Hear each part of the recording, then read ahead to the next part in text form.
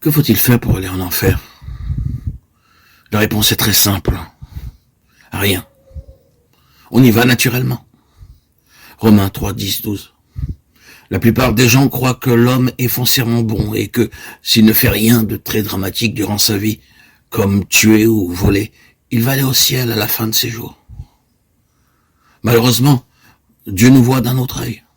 Mais étant donné que c'est lui, selon sa vision, qui te jugera à la fin de tes jours, il serait avantageux pour toi de savoir sur quelle base se fera ce jugement. Premièrement, il nous dit dans la Bible sa parole écrite. Ne savez-vous pas que les injustes n'hériteront point le royaume de Dieu? Qui Dieu voit-il comme injuste? Le verset continue, ni les impudiques, ni les idolâtres, ni les adultères, ni les efféminés, ni les infâmes, ni les voleurs, ni les cupides, ni les ivrognes, ni les outrageux, ni les ravisseurs n'hériteront le royaume de Dieu. 1 Corinthiens 6, 9, 10. Ou encore, or, les œuvres de la chair sont manifestes.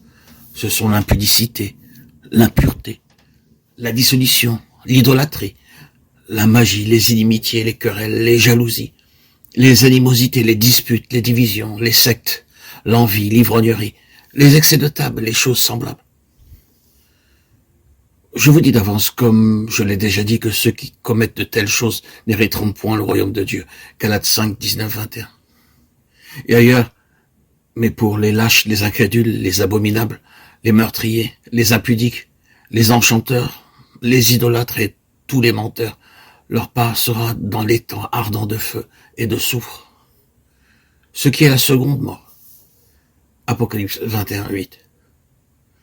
Commettre un seul vol fait de moi un voleur. Dire un seul mensonge fait de moi un menteur. Commettre un seul meurtre fait de moi un meurtrier.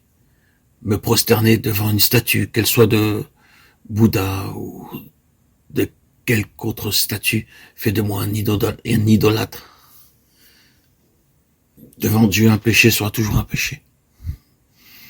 Et malgré que beaucoup d'entre nous sont déjà reconnus, il ajoute, car tous ont péché et sont privés de la gloire de Dieu. Romains 3, 23.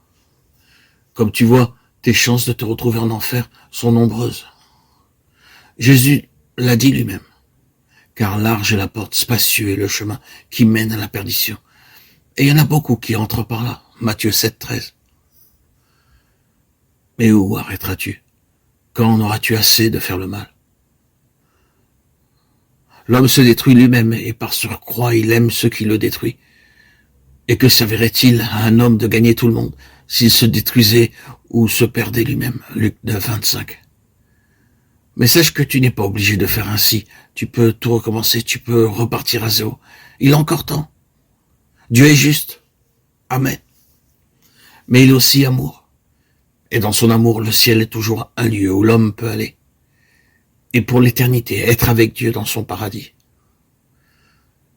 Jésus dit à tous, entrez par la porte étroite, et je ne mettrai pas dehors celui qui vient à moi. Matthieu 7, 13, Jean 6, 37. Deux conditions sont nécessaires. La première est de se repentir, ce qui implique un changement d'attitude à l'égard du péché. Et la première de ces deux conditions, quand Jésus parlait à la multitude, il disait « Répentez-vous ». Ou encore « Non, je vous le dis, mais si vous ne vous repentez pas, vous périrez tous également ». Luc 13, 5. La deuxième, c'est croire en Jésus, mettre ta confiance en lui, croire qu'il est le seul qui puisse t'aider de façon vraiment durable. Tu dois lui remettre la direction de ta vie et cesser de te fier aux autres ou ce qui est aussi tragique, à ta propre sagesse. Jésus a dit, je suis le chemin, la vérité et la vie, nul ne vit en Père que par moi. Jean 14, 6. Le Fils de Dieu, en mourant à ta place sur la croix, a été puni pour tes péchés. Lui qui n'en avait jamais commis. Dieu l'ayant ressuscité, il est monté au ciel où il est allé te préparer une place pour qu'il t'offre gratuitement en réponse à ta foi. Il est vivant, viens à lui. Jean 14, 1, 4. Ce qu'il faut faire dès à présent, comprendre que tu as désobéi à Dieu, que tu as péché contre lui. Reconnaître que ton péché doit être puni, autrement Dieu ne serait pas juste. comprendre que c'est Jésus, le Fils de Dieu, qui a subi la punition à ta place. Il a ainsi satisfait la justice de Dieu. Répands-toi, détourne-toi de tes péchés, demande à Jésus de te sauver. Confesse tes péchés au Seigneur. Humilie-toi devant lui. Agenouille-toi. Demande-lui pardon. Accepte-le comme ton sauveur personnel et le Seigneur de ta vie. Si tu n'as pas les mots, fais une courte prière. Mais n'oublie pas, Dieu ne regarde pas les mots que tu lis ou tu récites dans des livres de prière, mais ton cœur.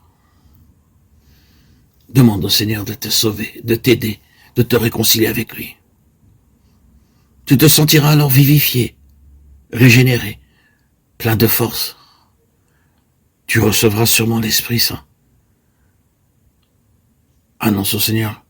Reconnais devant lui, Seigneur. Lui seul, ton Seigneur et ton Sauveur Jésus-Christ. Que tu es pécheur et incapable de te sauver par tes propres efforts. Annonce-lui que tu réalises que sur la croix du Calvaire, tu as été puni, que le Seigneur a été puni à ta place à cause de ton péché et qu'il a ainsi payé toute ta dette. Aujourd'hui, annonce au Seigneur par la foi, je t'accepte comme mon Sauveur, Seigneur, pour le pardon de mes péchés et comme Seigneur pour être le maître de ma vie. Seigneur, sauve-moi. Je veux devenir ton disciple. Amen. Alléluia.